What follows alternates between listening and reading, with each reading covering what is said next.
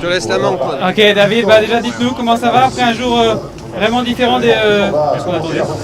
Ouais, ça a l'air d'aller pas trop mal. On a pu quand même, je pense, tous récupérer. Après, voilà, on sait que les conditions climatiques peuvent être changeantes et amener à des annulations d'étapes. Donc, maintenant, faut savoir s'adapter dans le milieu du cyclisme et dans notre métier. On le sait, vous êtes pas loin général. Quel est le plan? Quel est le plan pour déloger Pogacar?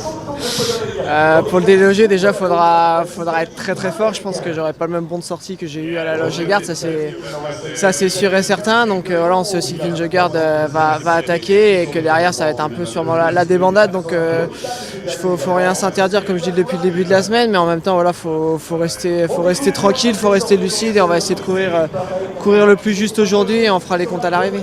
On a vu que les ascensions longues comme ça, c'était pas forcément son fort à Tadej, même s'il est fort partout. Et c'est là où il peut craquer.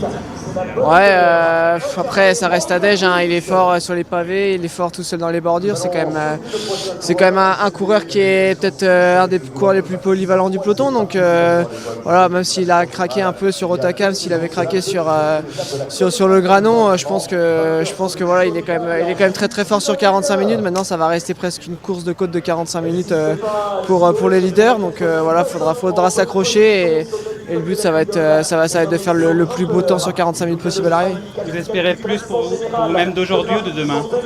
Je pense on va prendre l'étape d'aujourd'hui comme elle vient et voilà, demain les comptes seront faits demain, mais on va attendre de finir aujourd'hui pour penser à demain. David, quand on part comme ça sur une étape avec un final comme ça, sur Pogacar, on se dit, vous courez pour le battre ou vous vous dites c'est injouable? Comment vous fonctionnez? Non, on part pas quand même battu, hein, parce que si on part battu, c'est déjà se tirer une balle dans le pied. Donc on sait qu'il est très fort, que c'est peut-être un des 3 meilleurs coureurs du monde, voire un des meilleurs coureurs du monde sur les courses par étapes. Donc forcément, voilà, on a un petit peu d'appréhension, mais en même temps, faut rien s'interdire. On a vu que Vingegaard avait réussi à le déloger sur le Tour de France.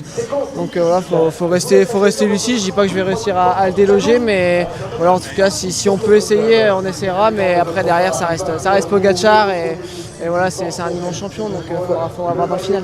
Avant ce Paris-Nice, on parlait du duel Pogacar-Vingegaard. Est-ce que de vous inviter dans ce duel à 4 mois du Tour, c'est bon aussi, c'est intéressant?